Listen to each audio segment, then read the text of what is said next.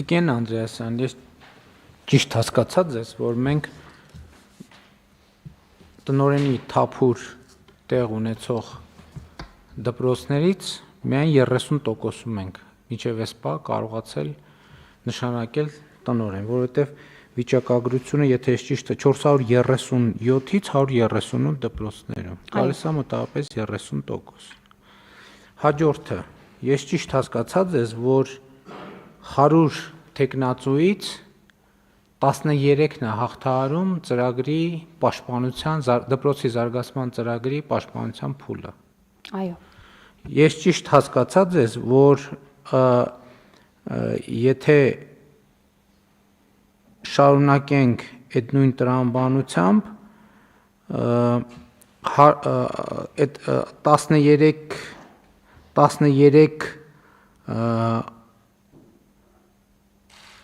հոգուց ըստ էության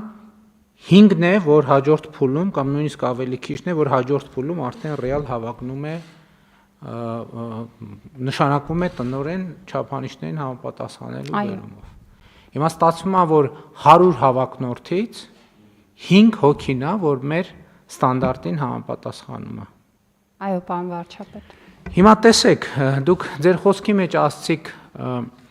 ոլորտում կարողությունների զարգացման անհրաժեշտության մասին։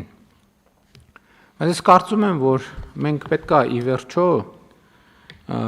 անենք քաղաքական արձանագրում եւ մեր փորձի վրա հիմնվելով, որ Հայաստանի Հանրապետությունում ընդհանուր առմամբ բոլոր ոլորտներում կա կադրային ճգնաժամ։ Բոլոր ոլորտներում։ Եվ այս արձանագրումը մենք ինչի չենք անում, ես լավ չեմ հասկանում։ Հիմա հերթով գալիս ենք տարբեր ոլորտներ, մենք նեղացնում ենք ուսուցիչներին, այս մեր խոսույթով, մենք նեղացնում ենք տնօրենների հավակնորդներին, մենք նեղացնում ենք քննիչներին, մենք նեղացնում ենք դատախազներին, մենք նեղացնում ենք համայնքային աշխատողներին, մենք նեղացնում ենք ավագանու անդամներին, մենք նեղացնում ենք ինքներս մեզ, ասելով, որ չենք կարող կառավարել ունենց, ոնց որ պետքա կառավարել։ Երեք երբ որ ես հերթական հանդիպումն էի ունենում քաղաքացիների փոքր խմբի հետ, իրական Հայաստանի գաղափարախոսությունը քննարկելու համար,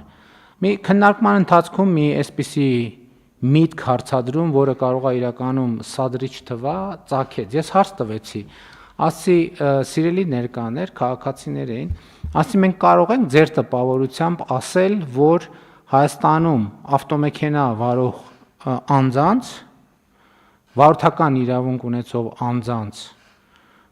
70%-ը իրականում չունի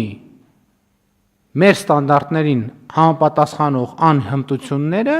որոնք անհրաժեշտ են ավտոմեքենա վարելու համար։